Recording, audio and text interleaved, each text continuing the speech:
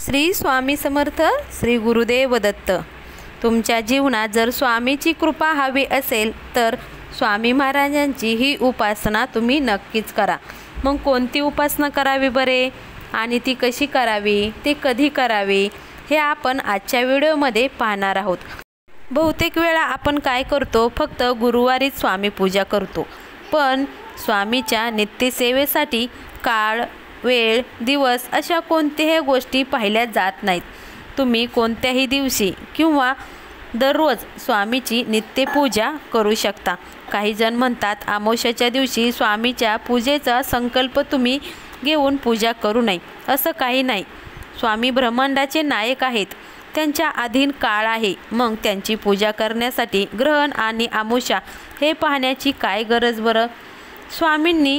स्वामींना सर्व दिवस सारखेच असतात, फक्त मनोभावे त्यांची नित्यसेवा करायला हवी. मग बघा, त्यांच्या कृपेचा अनुभव तुम्हाला नक्कीच येईल. स्वामी महाराज हे दत्तांचे अवतार मानले जाते. तसेच अक्कलकोटचा राजा म्हणूनही त्यांची उपासना हे सेवेकरी करत असतात. स्वामी महाराजांचा आशीर्वाद मिळवण्यासाठी श्रद्धा, सात्विक जीवन आणि आचरण शुद्ध असणे खूप महत्त्वाचं आहे. तर आता महाराजांचा आशीर्वाद मिळण्यासाठी कोणती उपासना करावी बरे, चला तर पाहूया. पहिली उपासना तर तुम्ही दर गुरुवारी आपल्याला उपवास ठेवून स्वच्छ मनाने आणि शरीराने ओम श्री स्वामी समर्थाय नमः किंवा श्री स्वामी समर्थ या मंत्राचा 108 वेळा तुम्ही जप करा. या मंत्रात खूप ताकद आहे. नित्यसेवा करताना या मंत्राचा 1, 11 किंवा 108 वेळा शक्य असेल तेवढा तुम्ही इथं जप करायचा. या मंत्राचा प्रभाव केवळ मानसिक शांततेसाठी नाही तर ग्रहदोष निवारण्यासाठी सुद्धा प्रभावी ठरू शकतो. गुरु, राहू इत्यादी ग्रहाच्या दोषासाठी हा मंत्र तुम्हाला नक्कीच उपयोगी ठरेल. म्हणून श्री स्वामी समर्थ हा मंत्र तुम्ही नक्कीच म्हणण्याचा प्रयत्न करा. दुसरा उपाय म्हणजे स्वामीचा तारक मंत्र. तारक मंत्र सुद्धा खूप प्रभावी आहे. तारक मंत्र म्हणताना आपल्याला एक पेला पाणी स्वच्छ भरून घ्यायचे आणि तो पेला आपल्याला स्वामी महाराजांच्या समोर ठेवायचा आहे आणि आपल्याला तारक मंत्र म्हणायचा आहे. तारक मंत्र म्हणून झाल्यानंतर ते पाणी तुम्ही पिऊन टाकायचे.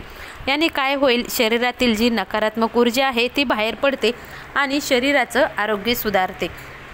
तिसरा उपाय, दर गुरुवारी आपल्याला सकाळी उठून आंघोळ झाल्यानंतर देवघरातील तुमच्या स्वामीची मूर्ती किंवा फोटो घ्यायचा आणि त्यांचा अभिषेक करायचा. नंतर अभिषेक झाल्यानंतर तुम्ही मूर्ती पुसून आपल्याला मूर्तीला अष्टगंध लावायचा आहे. नंतर फूल अर्पण करा, धूपदीप लावून नमस्कार करा, गोड नैवेद्य दाखवा आणि महाराजांची आरती करा. चौथी उपासना, स्वामी महाराजांचं अमृतानुभव पुस्तक वाचायचं असतं. या पुस्तकामध्ये स्वामी महाराजांच्या जिवंततेचा पुरावा आहे. रोज रात्री झोपण्यापूर्वी यातील एक प्रकरण तरी तुम्ही नक्कीच वाचा. हे केवळ वाचन नसून एका दिव्य शक्तीवर झालेला अनंताचा संवाद आहे. यातील अनुभव मनात श्रद्धा जागवतात आणि अडचणीच्या काळात ते नक्कीच तुम्हाला आधार देतात आणि आपल्याला असं जाणवतात की स्वामी महाराज आजही आपल्यासोबत आहेत. चौथी उपासना काय, जर तुमच्या स्थितीत जर गुरु, शनी किंवा राहू अशुभ स्थितीत असतील तर स्वामी समर्थाचा आशीर्वाद ही एक प्रभावी सेवा तुमची नक्कीच मदत करू शकते. स्वामी कृपेमुळे हे ग्रह सौम्य स्थितीत येतात, कारण स्वामी समर्थ महाराज हे दत्त अवतार आहेत. दत्त तत्व हे ग्रह दोष कमी करण्यासाठी अत्यंत प्रभावी मानलं जातं. गुरुवारी आणि शनिवारी तुम्ही स्वामी महाराजांची आरती केल्याने सुद्धा अशुभ ग्रहाचा परिणाम तुमच्यावर कमी होतो आणि तुमच्या जीवनात स्थैर्य, समृद्धी आणि मानसिक शांतता लाभण्यासाठी नक्कीच मदत करतं. पाचवा उपाय, गुरुवारी तुम्हाला काय करायचं आहे तर दर गुरुवारी तुम्हाला अन्नदान हे नक्कीच करायचे. कारण अन्न हे दान नसून पोटासाठी आपल्या आत्म्याला शांती देणारं ती एक वस्तू आहे. स्वामी महाराज भक्तांना नेहमी उपदेश देताना म्हणायचे की जेवढं तुम्ही अन्नदान कराल त्याच्या दुपटीनं नक्कीच अन्न तुमच्या घरामध्ये वाढेल. म्हणजे तुम्ही 1 जरी रुपया दान केला तर तुम्हाला 2 रुपये नक्कीच मिळतील. 1 मूठभर जर तुम्ही अन्नदान न केलं तर 2 मूठ तुमच्या घरी अवश्य येईल. असं हे अन्नदान म्हणजे सर्वात श्रेष्ठ दान आहे. अन्नदान हे भुकेल्यासाठी तुम्ही अन्नदान करा. गरजू, वृद्ध आणि भुकेल्याला तुम्ही अन्नदान अवश्य करा. त्यामागे केवळ सहानुभूती नसून त्यामागं तुमचं कर्मसुद्धा सुधारत असते. त्यामुळे तुम्ही अन्नदान करण्याचा प्रयत्न नक्कीच करा.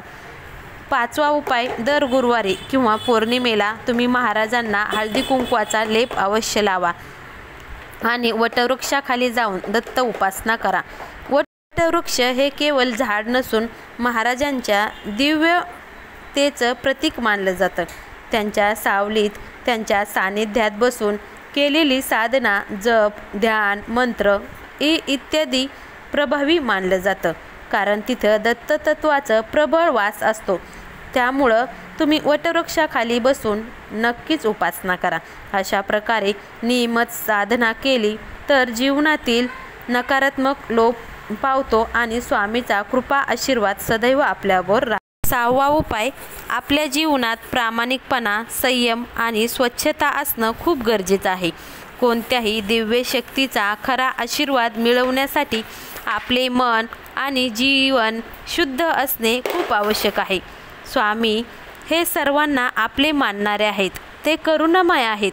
परंतु जो कोणी अशुद्ध मनाने, स्वार्थी मनाने, द्वेषाने उपासना करतो ती महाराजांना कधीच पावत नाही.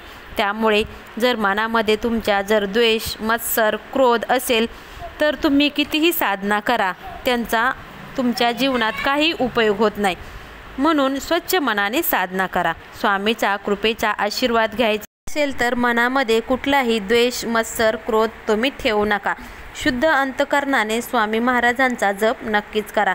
आपले मन आणि जीवन हे तुम्ही नक्कीच स्वामीमय ठेवा आणि पूर्ण श्रद्धेनं आणि भक्तीनं स्वामी महाराजांचा तुम्ही मंत्र जप करा. बघा, त्यांचा कृपा आशीर्वाद मिळवण्यासाठी तुम्हाला कुठल्याही गोष्टीची आवश्यकता नाही. फक्त तुम्ही तुमचं मन निर्मळ ठेवा. महाराज तुम्हाला सर्व काही देतात आणि पूर्ण श्रद्धेनं आणि सात्विकतेनं तुम्ही हे उपाय नक्कीच करा. अनेक संकटापासून तुमचं रक्षण महाराज नक्कीच करतील आणि त्यांचा आशीर्वाद तुमच्या घरावर सदैव राहील.